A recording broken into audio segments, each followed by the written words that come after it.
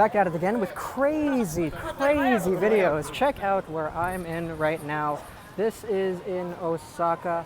Hopefully I'm not blocking anybody as I'm walking down here, but I wanted to talk about Brock Boeser and the Vancouver Canucks. It's about time, right? I haven't really been talking about the Boeser contract all too much. I've been leaving a lot of room for other people to chime in, give their opinions, and let the media run its course. Because the whole Brock Boeser thing and not being signed, I think it's being blown out of proportion. I do not think it is nearly as big of a deal as some people are making it out to be. A few days ago, the report came out, it was on TSN, I believe, saying that Brock Boeser's camp is eyeing a $7 million deal for 4 years. And that's the AAV I'm talking about, $7 million per year for 4 years.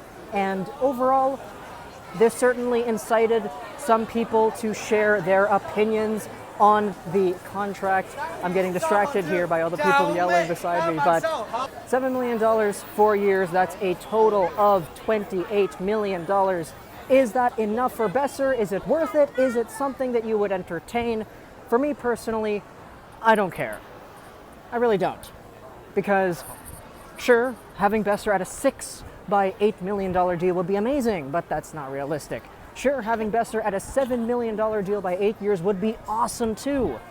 But if Boeser is in a position where instead of asking for 8 years, he's asking for 4, and he's getting the same $7 million dollar amount, then I believe it's his right to ask, obviously. Sure, Jim Benning is supposed to be the guy to bring that number down. That's his job as the general manager. That's what he's supposed to do. But when you're dealing with the player who is going to be the Vancouver Canucks' second, third best player on their team by the time they're in their primes, then the guy can ask for whatever he wants, man. And this is a deal where if he does fulfill it, he does go to 4 years, it takes him right to his RFA end. And by the time the 4 years are up, because he didn't play as many games in his first season, which was that little stint after his UND second year, Boeser will be in a position where he'll still be an RFA. He doesn't go to UFA status if he takes a 4-year deal because the first year of his NHL tenure does not count fully. So, in my opinion, it's definitely the right move for Boeser because he'll get the $7 million per year for 4 years. He'll still get that negotiating money. He'll be 26, 27 by the time he's getting his next contract. And overall, the team is just going to be in a position to win. But obviously, the way things are right now with the Vancouver Canucks at $5-something million in cap space, it's literally impossible. Now, that doesn't mean that the Canucks are stuck at $5 million in cap space. They can do things with the LTIR, they can trade players, they can do whatever they please because there's still time left.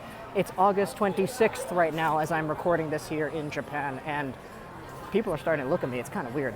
But I think just the time frame of how things are working out and the Boeser contract in general, as well as all the other RFAs. Sure, you could say that other RFAs are setting the market and all these other RFAs are waiting for Marner to sign before they get their deals placed in. But for Brock Boeser, I think it's fine.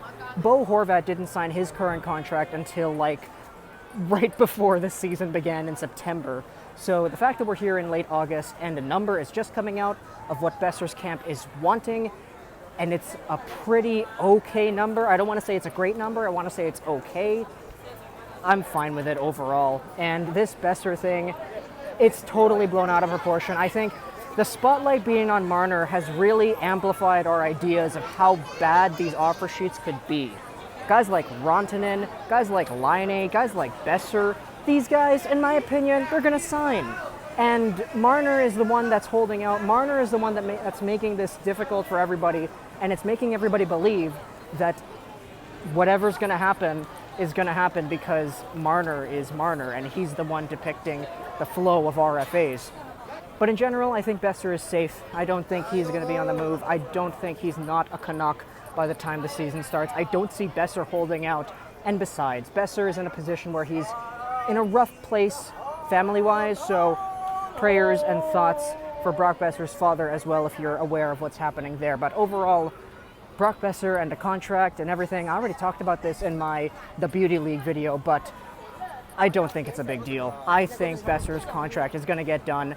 Sure, if it's $7 million, $28 million in total over 4 years, that's not amazing, but you know, it's what it is. Boeser is a great player with 40 goal potential, 70 point potential, and if he's willing to sign with a term like that, then I do it.